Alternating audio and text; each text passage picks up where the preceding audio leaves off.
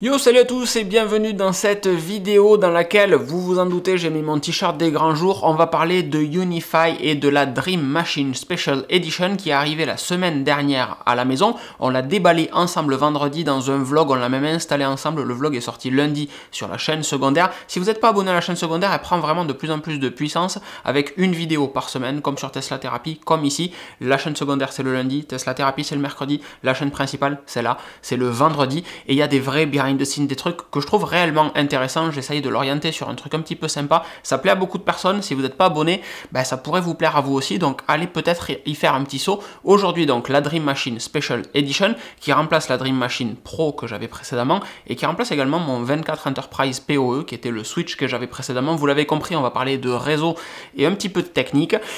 Restez. Alors comme je vous l'ai dit, l'UDM SE, on l'a déjà déballé et installé dans le vlog, mais on va quand même le refaire ensemble. Je vous remontre rapidement ma baie, à quoi elle ressemble. On a en haut un switch d'agrégation. On a ensuite l'UDM SE, qui était précédemment une UDM Pro. On a le switch 24 ports PoE Enterprise, qui comme vous le voyez est éteint, parce que l'UDM SE est maintenant PoE. Donc tout ce que j'avais précédemment sur ce switch là remonte sur l'UDM SE. Ça c'est très cool. Et on a en bas le RPS avec un NAS, etc. L'RPS Redundant Power System, je vous en ai jamais parlé. System au supply. Enfin bref, c'est une seconde alimentation pour faire très simple. Le switch Enterprise et l'UDM SE qui nous intéresse aujourd'hui. Tout ça, à la fin de cette vidéo, vous aurez des petites cartes qui vous permettent d'aller dans la playlist UniFi. Vous inquiétez pas, pas de souci, vous pourrez voir les tests de chacun de ces équipements. Aujourd'hui, nous, on veut se concentrer sur l'UDM SE et je vous dis, on va la réinstaller ensemble. Pourquoi? Parce qu'en fait, j'en ai une deuxième d'UDM SE qu'on va installer ensemble, genre réellement. Et cette deuxième UDM SE, ce n'est pas une blague, hein, elle est réellement encore emballée dedans, alors que l'UDM SE, la première, elle est vraiment là aussi. C'est pas un montage, c'est pas la magie du direct, tout ça. Il y a réellement deux UDM SE chez Locan.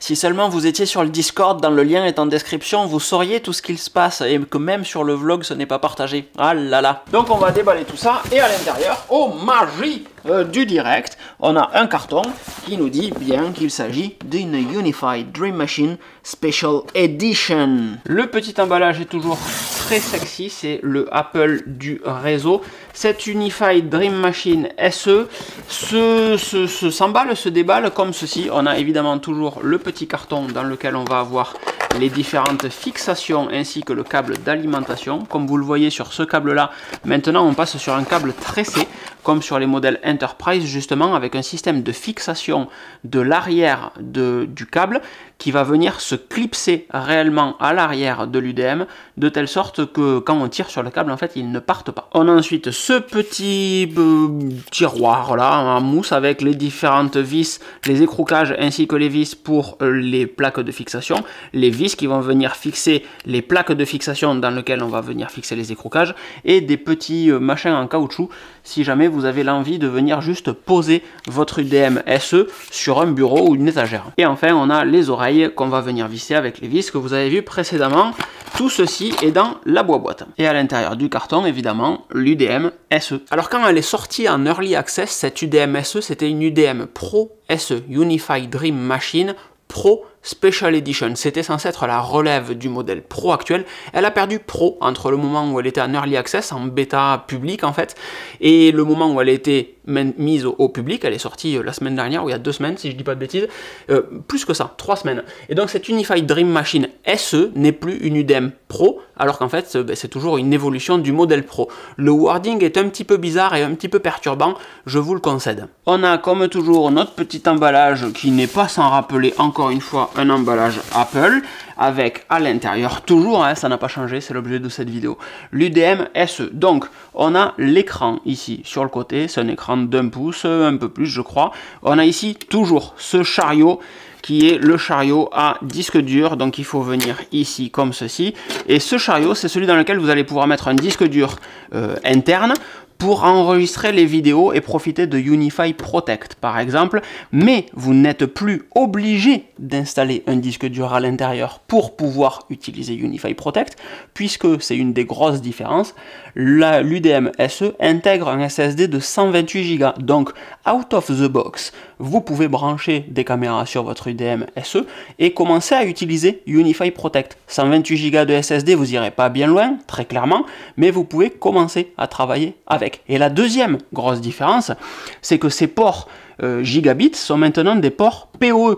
On a du port PoE+, pour le 1 et le 2 ici, et les 6 autres ports sont des ports PoE, donc 30 watts ici, 15 watts ici. Le port WAN Ethernet passe maintenant en 2,5 gigabits, vous voyez le petit trait gris qu'il y a en dessous, c'est tout simplement la mention du 2,5 gigabits, et on a le port fibre SFP+, ici, ainsi que le port LAN SFP+, également ici, si vous voulez le connecter à un switch d'agrégation comme je le fais à ma maison. Et ça c'est plutôt cool parce que c'était un des reproches qu'on faisait à UniFi, c'était que l'UDM Pro n'était pas utilisable en tant que tel, comme dirait Perceval. Vous pouviez pas la brancher et commencer à vous en servir dès le début. Il fallait forcément un truc en plus, un disque dur ou un switch PO. C'était juste un cerveau qui savait rien faire tout seul parce qu'il n'avait pas de bras ni de jambes pour aller se connecter à d'autres trucs.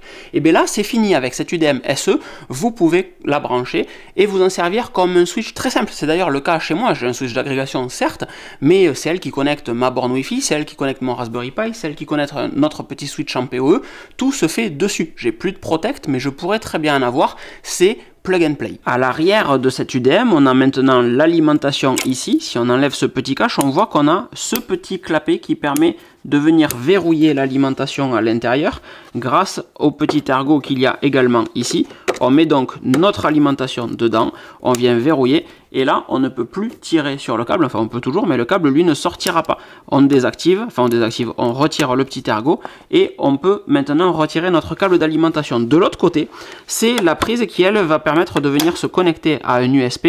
Donc c'est encore une fois l'équipement qu'il y a dans ma baie réseau, ce n'est pas un onduleur, c'est une seconde alimentation. Si l'alimentation principale lâche, celle-ci prend le relais. Et je pourrais vous faire un détail de la migration du UDM Pro vers une UDM SE. Au lieu de ça, je vais plutôt vous mettre à la fin de cette vidéo une carte vers le vlog qui résume tout ça. La version très simple, c'est qu'on fait un backup de l'UDM Pro dans les réglages directement de l'UDM Pro, qu'on va ensuite réinjecter dans l'UDM SE en lui disant, ben, tiens, voici le fichier de backup, on l'importe dedans, la machine redémarre et au redémarrage, elle a pris exactement tous les réglages, tous les réseaux, tous les VLAN, toutes les configurations qu'il pouvait y avoir sur l'UDM Pro, même son nom, sont maintenant sur l'UDM SE. Donc c'est ultra simple à migrer, c'est très simple à configurer aussi. Je vous avais fait une vidéo il y a un petit moment sur l'UDM Pro et à la fin de la vidéo, je vous mettrai également la playlist UniFi, de telle sorte que si vous êtes intéressé, vous pouvez aller regarder l'UDM Pro, comment ça fonctionne. Là, maintenant, ce qu'on va faire, c'est qu'on va plutôt passer un petit peu de temps sur les réglages proposés par l'UDM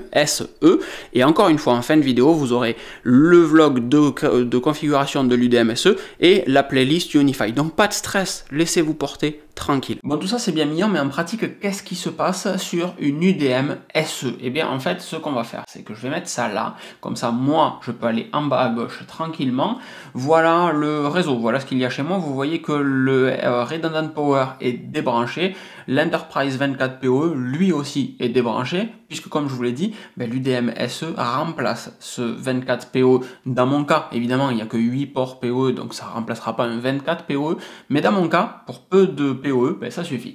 On a cette UDM SE ici, elle est chez moi sur un WAN en 10.0.0.10, j'ai une Livebox derrière qui est branchée sur mon UDM SE et qui lui donne l'adresse IP 10.0.0.10 et avec l'UDM qui est en DMZ. Ensuite, mon UDM va avoir l'adresse IP 192.168.10.1.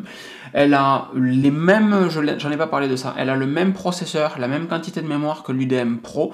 C'est vraiment juste qu'elle est prévue pour fonctionner en tant que telle, encore une fois, avec du PoE, avec du SSD intégré. C'est pour ça qu'elle est un petit peu plus chère que l'UDM Pro. Mais si vous avez déjà des équipements à la maison, que vous vous fichez d'avoir du SSD en interne et du PoE en interne, partez sur l'UDM Pro, parce qu'en réalité, ben, c'est la même, il n'y a pas des specs plus évolués sur l'UDM SE.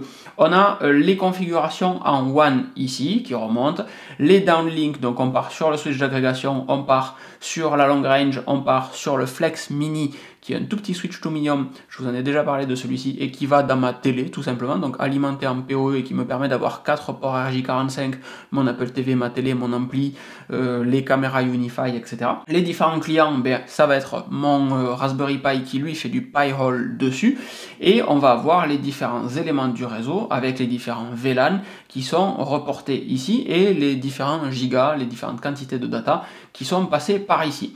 Si on vient dans Insight, on a l'utilisation CPU et mémoire, c'est un peu maigre, on aimerait qu'il y ait davantage de détails, qu'on utilise peut-être un petit peu plus, pourquoi pas avoir CPU plus détaillé, pourquoi pas pouvoir faire varier sur une journée, une heure, une semaine, ça serait quand même cool.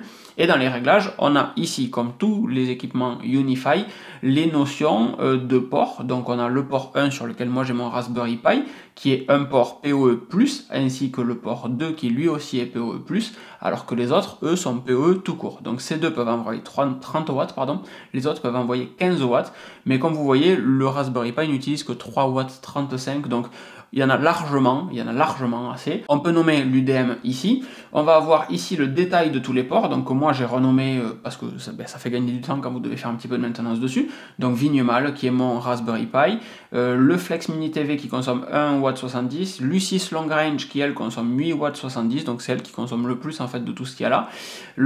Et ensuite les autres ports sont pas utilisés. Le port 11 c'est mon SFP+ qui part sur mon LAN avec le switch d'agrégation derrière.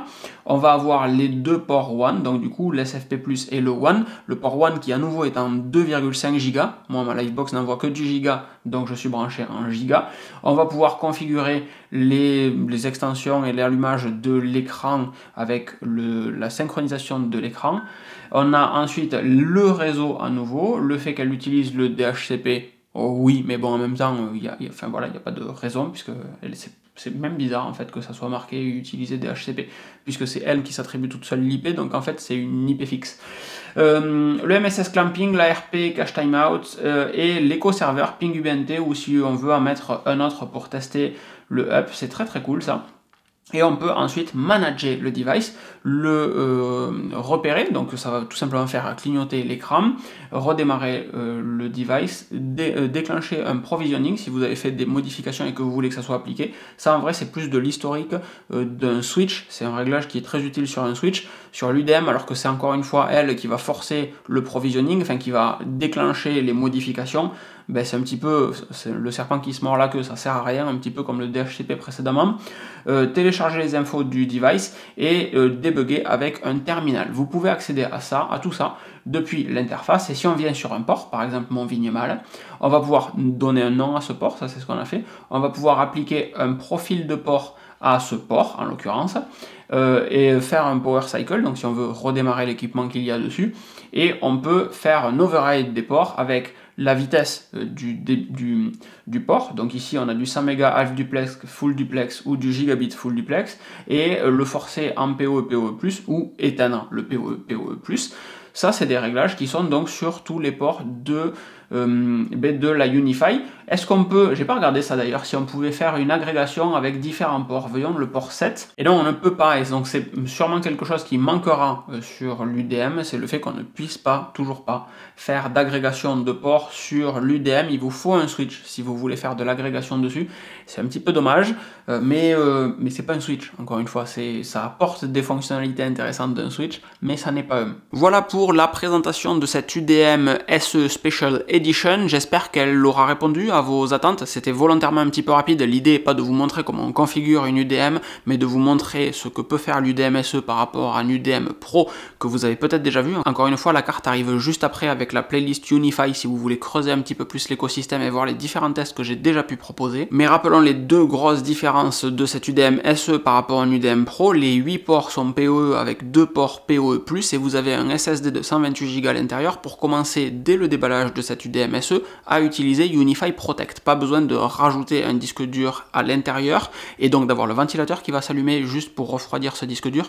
Tout est prêt à fonctionner. Donc si vous avez un petit environnement comme c'est mon cas ici, ça peut satisfaire parfaitement votre besoin, ça peut se justifier de payer un petit peu plus cher pour avoir une UDM SE à la place d'une UDM Pro plus un switch par exemple. Ceux qui ont déjà du réseau ou qui projettent d'avoir du réseau se poseront légitimement la question d'acheter une UDM SE à la place d'une UDM Pro, moins chère et qui peut payer une partie des switches ou au moins une borne Wi-Fi UniFi 6 Long Range, celle que vous voyez peut-être tout en haut là-bas, le machin bleu. Je crois que je vous ai tout dit. Si vous avez des questions, n'hésitez pas à les mettre dans les commentaires, je ferai ce que je peux pour y répondre du mieux possible. Et encore une fois, c'est maintenant. Les cartes arrivent pour vous présenter la playlist UniFi et le vlog d'installation et de déballage de cette UniFi Dream Machine SE.